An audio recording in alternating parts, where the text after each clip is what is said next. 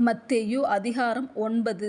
அப்பொழுது அவர் படவில் ஏறி இக்கரைப்பட்டு தம்முடைய பட்டணத்திற்கு வந்தார். அங்கே படுக்கையிலே கிடந்த ஒரு திமிர்வாதக்காரனை அவரிடத்தில் கொண்டு வந்தார்கள். இயேசு அவர்களுடைய விசுவாசத்தைக் கண்டு திமிர்வாதக்காரனை நோக்கி, மகனே, திடன்கொள், உன் பாவங்கள் உனக்கு மன்னிக்கப்பட்டது என்றார். அப்பொழுது வேதபாரகரில் சிலர், இவன் தேவதூஷணம் சொல்லுகிறான் என்று தங்கள் உள்ளத்தில் சொல்லிக் கொண்டார்கள். இயேசு அவர்கள் நினைவுகளை அறிந்து, நீங்கள் உங்கள் இருதயங்களில் பொல்லாதவைகளை சிந்திக்கிறதென்ன? உன் பாவங்கள் மன்னிக்கப்பட்டது என்று சொல்வதோ, எழுந்து நடவென்று சொல்வதோ எது எளிது? பூமியிலே பாவங்களை மன்னிக்க மனுஷகுமாரனுக்கு அதிகாரம் உண்டென்பதை நீங்கள் அறிய வேண்டும் என்று சொல்லி திமிர்வாதக்காரனை நோக்கி, நீ எழுந்து உன் படுக்கையை எடுத்துக்கொண்டு உன் வீட்டுக்கு போ என்றார். உடனே அவன் எழுந்து தன் வீட்டுக்கு போனான். ஜனங்கள் அதைக் கண்டு ஆச்சரியப்பட்டு, மனுஷருக்கு இப்படிப்பட்ட அதிகாரத்தை கொடுத்தவராகிய தேவனை மகிமைப்படுத்தினார்கள். இயேசு அவ்விடம் விட்டு புறப்பட்டு போகையில் ஆயத்துறையில் உட்கார்ந்திருந்த மத்தேயு என்னும் ஒரு மனுஷனைக் கண்டு, எனக்கு பின் சென்று வா என்றார்.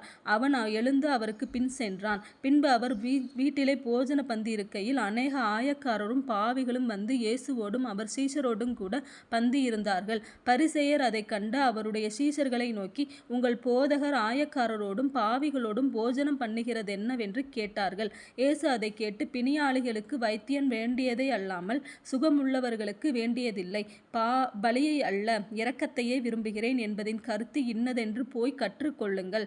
நீதிமான்களை அல்ல, பாவிகளையே மனந்திருப்புகிறதற்கு அழைக்க வந்தேன் என்றார். அப்பொழுது யோவானுடைய சீஷர் அவரிடத்தில் வந்து, நாங்களும் பரிசேயரும் அநேகந்தரம் உபவாசிக்கிறோமே, உம்முடைய சீஷர் உபவாசியாமல் இருக்கிறதென்னவென்று கேட்டார்கள். அதற்கு இயேசு, மணவாளன் தங்களோடு இருக்கையில் மணவாளனுடைய தோழர் துயரப்படுவார்களா?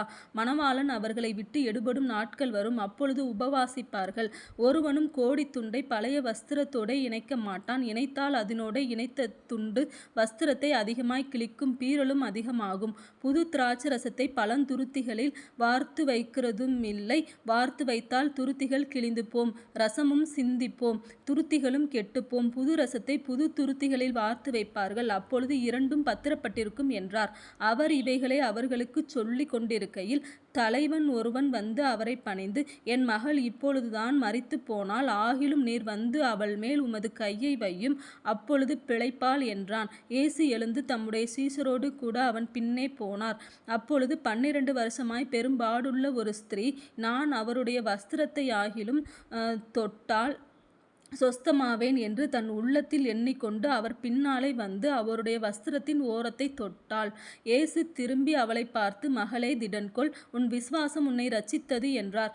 அந்நேரம் முதல் அந்த ஸ்திரீ சொஸ்தமானாள். இயேசுவானவர் தலைவனுடைய வீட்டிலே வந்து தாரை ஊதுகிறவர்களையும் இறைகிற ஜனங்களையும் கண்டு, விலகுங்கள், இந்த சிறு பெண் மரிக்கவில்லை, நித்திரையாயிருக்கிறாள் என்றார். அதற்காக அவரை பார்த்து நகைத்தார்கள். ஜனங்கள் வெளியே துரத்தப்பட்ட பின்பு அவர் உள்ளே பிரவேசித்து அந்த சிறுபெண்ணின் கையை பிடித்தார். உடனே அவள் எழுந்திருந்தாள். இந்த சங்கதி அத்தேசமெங்கும் பிரசித்தமாயிற்று. இயேசு அவ்விடம் விட்டு போகையில் 2 குருடர் அவர் பின்னே சென்று, தாவீதின் குமாரனே, எங்களுக்கு இரங்கும் என்று கூப்பிட்டார்கள். அவர் வீட்டிற்கு வந்த பின்பு அந்த குருடர் அவரிடத்தில் வந்தார்கள். இயேசு அவர்களை நோக்கி, இதை செய்ய எனக்கு வல்லமை உண்டென்று விசுவாசிக்கிறீர்களா என்று கேட்டார். அதற்கு அவர்கள், ஆம், விசுவாசிக்கிறோம் ஆண்டவரே என்றார்கள். அப்பொழுது அவர்களுடைய கண்களை அவர் தொட்டு, உங்கள் விசுவாசத்தின்படி உங்களுக்கு ஆகக்கடவது என்றார். உடனே அவர்களுடைய கண்கள் திறக்கப்பட்டது. இதை ஒருவரும் அறியாதபடிக்கு எச்சரிக்கையாயிருங்கள் என்று இயேசு அவர்களுக்கு கண்டிப்பாய் கட்டளையிட்டார். அவர்களோ புறப்பட்டு அத்தேசமெங்கும் அவருடைய கீர்த்தியை பிரசித்தம் பண்ணினார்கள். அவர்கள் புறப்பட்டு போகையில் பிசாசு பிடித்த ஊமையான ஒரு மனுஷனை அவரிடத்தில் கொண்டு வந்தார்கள். பிசாசு துரத்தப்பட்ட பின்பு ஊமையன் பேசினான். ஜனங்கள் ஆச்சரியப்பட்டு, இஸ்ரவேலில் இப்படி ஒரு காலும் காணப்படவில்லை என்றார்கள். பரிசேயரோ, இவன் பிசாசுகளின் தலைவனாலே பிசாசுகளை துரத்துகிறான் என்றார்கள்.